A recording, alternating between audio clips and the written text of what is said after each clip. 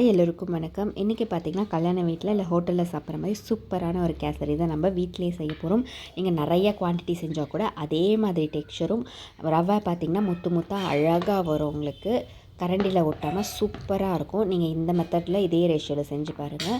ஒரு 4 hours 5 hours ஆனாலுமே உங்களுக்கு கேசரியோட டெக்ஸ்சர் மாறாமல் அப்படியே இருக்கும். கண்டிப்பாக நீங்கள் வீட்டில் ட்ரை பண்ணி பார்த்துட்டு எப்படி இருக்குதுன்னு ஃபீட்பேக் சொல்லுங்கள். நிறைய பேருக்கு கேசரி செய்யும் போது வர ஃபால்ட் வந்து ஒன்று தண்ணி ஜாஸ்தியாகிடும், இல்லை கம்மியாகிடும், இல்லை கெட்டியாகிடும் ஆறுச்சுன்னா. பட் இந்த மெத்தடில் நீங்கள் செய்யும் போது ஒரே மாதிரி தான் இருக்கும். ஃபஸ்ட்டு அதுக்கு பார்த்திங்கன்னா ஒரு கடாய் வச்சுக்கோங்க. இதில் 100 கிராம் எண்ணெய், 100 கிராம் நெய் இருக்குது.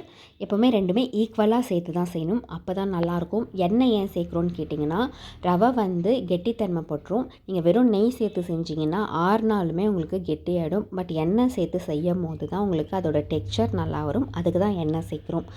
இப்போ இது ரெண்டுத்தையுமே கடாயில் சேர்த்துட்டு நல்லா உருகுனதும் பாதி இந்த நெய்யும் எண்ணெயும் வந்து அதே கிண்ணத்தில் எடுத்து வச்சுக்க போகிறோம். இப்போ பாதி தான் நம்மளுக்கு தேவைப்படும் முதல்ல, மீதி பாதி நம்ம கடைசியாக தான் யூஸ் பண்ண போகிறோம். ஸோ அதனால் தனியாக எடுத்து வச்சுக்கலாம்.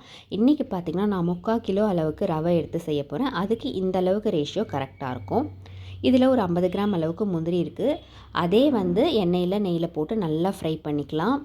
இது பார்த்திங்கன்னா இன்ஸ்டண்ட்டாக நீங்கள் செய்கிறதுக்கு ரொம்பவே ஈஸியான ஒரு ரெசிபி. வீட்டில் எதனா ஒரு சின்ன ஃபங்க்ஷன்னா கூட நீங்கள் இந்த மாதிரி வெளியிலலாம் ஆர்டர் பண்ணாமல் வீட்டிலே ஈஸியாக செஞ்சிடலாம்.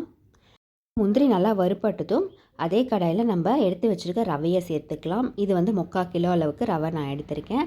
இந்த எண்ணெயிலும் நெய்யிலுமே நல்லா வந்து ரவை வந்து வறுத்துக்கலாம். இது வந்து ஒரு 2-3 நிமிஷம் வந்து வறுத்துக்கோங்க மீடியம் ஃப்ளேமில் வச்சு. ரவை பார்த்திங்கன்னா கலர் வந்து சேஞ்ச் ஆகக்கூடாது, அந்தளவுக்கு நம்ம வறுத்துக்கலாம். ஒரு 2 நிமிஷம் நல்லா சூடானால் போதும், ரொம்ப வறுக்கணும்னு அவசியம் இல்லை.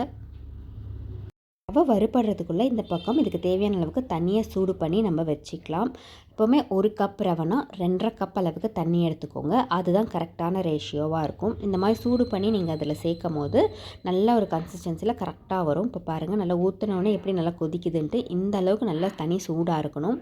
பச்சை தண்ணி டைரெக்டாக ஊற்றக்கூடாது. இப்போ பார்த்திங்கன்னா இந்த ரவைக்கு வந்து அப்படியே வந்து 2.5 பங்கு தண்ணி நான் சேர்த்துக்க போகிறேன். நீங்கள் ஒரு கப்புலையோ இல்லை டம்ளர்லையோ அளந்துக்கோங்க ரவையை ஃபஸ்ட்டு. அதுக்கு அப்படியே ஒரு 2.5 பங்கு தண்ணி கூட வச்சுக்கோங்க. அப்போ தான் கரெக்டாக இருக்கும். இப்போ இது நல்லா கட்டி இல்லாமல் இந்த மாதிரி கலந்து விட்டுடலாம். கேசரி நம்ம வீட்டில் எல்லாருமே செய்வோம். பட் ஆனால் நமக்கு இந்த ஹோட்டலில் சாப்பிட்ற மாதிரி கல்யாண வீட்டில் சாப்பிட்ற மாதிரி வரலையேன்னு சொல்லிட்டு கவலையாக இருக்கும். இந்த மெத்தடில் செய்யுங்க. நீங்கள் கொஞ்சமாக செஞ்சாலும் சரி, நிறையா செஞ்சாலும் சரி, எப்படி செஞ்சாலும் இந்த மெத்தடில் நீங்கள் செஞ்சிங்கன்னா உங்களுக்கு பர்ஃபெக்டான ஒரு கேசரி வரும்.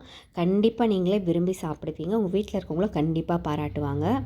இப்போ பார்த்திங்கன்னா நல்லா வந்து இதை கலந்து விட்டாச்சு. இப்போ கட்டியே சுத்தமாக இல்லை. இந்த மாதிரி கட்டி எதனா இருந்தால் கூட லைட்டாக வந்து இந்த மாதிரி மசிச்சு விட்டுடுங்க. இந்த மெத்தடில் நீங்கள் செய்யும் போது ரவையும் குழஞ்சி போகாமல் நல்லா உங்களுக்கு அப்படியே முத்து முத்தாக தெரியும். இப்போ உங்களுக்கு தேவையான ஃபுட் கலர் இதில் ஆட் பண்ணிக்கலாம். நான் எல்லோ ஃபுட் கலர் ஆட் பண்ணிக்கிறேன். சப்போஸ் உங்களுக்கு அதுக்கு விருப்பம் இல்லைன்னா நீங்கள் குங்குமப்பூ கூட ஆட் பண்ணிக்கலாம். கலருக்கு நல்லாயிருக்கும். அது வந்து உங்கள் சாய்ஸ் தான். இப்போ நான் லேஸாக வந்து எல்லோ ஃபுட் கலரை ஆட் பண்ணி நல்லா அதில் மிக்ஸ் பண்ணிக்க போகிறேன். இது கூட நல்லா கலந்து விட்டுறலாம். நல்லா மிக்ஸ் ஆனதுக்கப்புறமா இதுக்கு தேவையான அளவுக்கு சர்க்கரை சேர்த்துக்க போகிறோம். 1 கப் ரவைக்கு 1.5 கப் சர்க்கரை. ஈக்குவலாக சேர்த்தா கம்மியாக இருக்கும், டபுளாக சேர்த்திங்கன்னா ஜாஸ்தியாக இருக்கும். ஸோ அதனால் 1 கப் ரவைனா 1.5 கப் அளவுக்கு சர்க்கரை சேர்த்திங்கன்னா தான் அதோட ஸ்வீட்னஸ் கரெக்டாக இருக்கும். ரொம்ப ஜாஸ்தியாகவும் இல்லாமல் கம்மியாகவும் இல்லாமல் கரெக்டாக இருக்கும். இப்போ சர்க்கரையை சேர்த்துட்டு நல்லா கலந்து விட்டுருங்க. ஏன்னா சர்க்கரை சேர்த்த பிறகும் கட்டி தட்டுறதுக்கு வாய்ப்பு இருக்குது. அதனால் சர்க்கரை சேர்த்துட்டு நல்லா கலந்து விட்டுட்டே இருங்க கைவிடாமல். சர்க்கரை நல்லா உருகி திரும்பியும் வந்து கொஞ்சம் தண்ணி பதமாக வரும். வந்துட்டு அதுக்கப்புறமா தான் கெட்டியாகும். ஸோ அதனால் நல்லா கலந்து விட்டுடுங்க. உங்களுக்கு செய்யும் போதே அதோட டெக்ஸ்சர் உங்களுக்கு தெரியும், நல்லா வரும். இப்போ பாருங்கள், சர்க்கரை வந்து நல்லா மெல்ட் ஆகி இதோட மிக்ஸ் ஆகட்டும். இப்போ பார்த்திங்கன்னா நல்லா கட்டி இல்லாமல் இந்த மாதிரி நம்ம மிக்ஸ் பண்ணிக்கலாம் சர்க்கரை கரையிற வரைக்கும். இந்த சர்க்கரை கரையிற வரைக்கும் கொஞ்சம் கைவிடாமல் மிக்ஸ் பண்ணிங்கன்னா தான் வந்து உங்களுக்கு நல்லாயிருக்கும். இப்போ இதில் கொஞ்சோண்டு உப்பு மட்டும் சேர்த்துக்கலாம். எப்போவுமே நீங்கள் ஸ்வீட் செய்யும் போது இந்த மாதிரி ஒரு பிஞ்ச் அளவுக்கு உப்பு சேர்த்திங்கன்னா அதோட டேஸ்ட் வந்து நல்லா என்ஹான்ஸ் பண்ணி கொடுக்கும். அதுக்கு தான் இந்த உப்பு சேர்த்துட்டு அதையுமே நல்லா மிக்ஸ் பண்ணி விட்டுக்கலாம். இப்போ பாருங்கள், ரவையோட கன்சிஸ்டன்சி கரெக்டாக வந்துடுச்சு. ரொம்ப கெட்டியாகவும் ஆகாமல் ரொம்ப தண்ணியாகவும் இல்லாமல் இப்படி இருக்குது. இப்போ இந்த ஸ்டேஜில் கொஞ்சமாக ஏலக்காய் பொடி சேர்த்துக்கோங்க. சேர்த்துட்டு நல்லா கலந்து விட்டுருங்க. உங்களுக்கு ஃப்ளேவருக்காக தான் இதை சேர்த்துக்கிறேன். உங்களுக்கு பிடிக்கலைன்னா இதை வந்து ஸ்கிப் பண்ணிவிடுங்க. ஏலக்காய் பொடி சேர்த்து நல்லா கலந்து விட்டுடலாம்.